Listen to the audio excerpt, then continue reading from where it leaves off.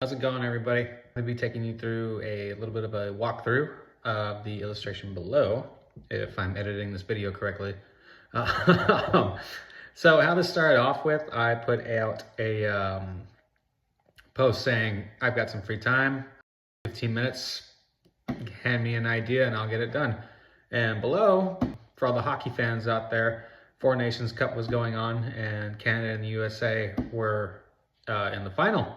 So that's the premise, and let's get to it. Started off with the grizzly bear representing the United States, and you notice that there's a little bit of an arch in the back. And going for visual references, if a grizzly bear is in an arch approach, kind of lumbering around, you'll see that shoulder blade that they have back there. Very distinctive feature along with the brown color, so that's what I went with, and that arch style seemed fitting, and I'll let you be the judge at the end of this, but I think it really gave the character here some attitude and presence. After I'd gotten done with that, I went to the polar bear. You'll notice I didn't use a like a stick figure to give the overlying layout. That's just a thing you can get done without practice. Once you have the skeleton inside your head, you can get an idea where general anatomy usually is. Would love to do another video where we do foundational structures of beings and go through skeletal walkthrough and all that to kind of get your mind right in the setting to where, oh, I know where that is. I don't need to put a underlying structure to figure out where this needs to go. But anyway, moving on. Give my little polar bear a jug of maple syrup, which I'll put detail into later. And as you can see, I didn't spend too much time in the underlying sketch. I like the simplicity of it. Not total realism, but you know, you get the idea of what's going on. Two buddies on the couch kicking back, watching the game. So after I was done with my little pencil sketch, went in there with the studio pen, I believe, and tried to give the couch that they were on a little bit of wear and tear. You'll see that I started with a more rigid structure, but then went into a more faulty structure like the wood frame and sides bending under the pressure. Bears, heavy animals, so I don't know, maybe they're at a campsite. Maybe they found a junkyard and, you know, lifted the couch back to their den to watch their stolen TV. I don't know, however bears do things in the wild.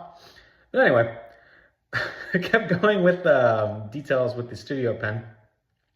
Eventually got into designs of the jerseys and whatnot. And then after that, if you have the ability to use layers, as I found out the hard way, every character, every object being held, use your own separate layer. It makes things easier for coloring, shading, blending, and you not cross-blending into different things. Though there's nothing wrong with that. This is just one of those helpful tools that helps us progress. Having said that, I actually goofed up and did not color in separate layers when I was doing the Canada jersey. But hey, live and learn. So like I said, you separate each character with a different layer for color purposes, and you do your best you can to do colors within those layers. You'll see that there's a little bit of a blue highlight over here. That's an overlay to give everything a little bit of a frosty texture. Winter sport, so wanted to give it a bit of a cool vibe. Give a little bit of shading. I think I only did 2 layers of shading. I wanted to keep it simple, didn't want to give too much depth on it, though I could easily go into hours and hours of detail with this. I really love the idea, and I didn't want to add too much, didn't want to add too little. Drawing into near the end of the video here, I add a little more detail to the USA jersey. You can see USA across the chest of the grizzly bear. Not too long. I think it turned out pretty cool for a simple idea that started out as 15 minutes, but really liked it. Put a lot more detail into it, but not too much. And yeah, that's that. Looking forward to doing more of these in the future. Thank you for watching.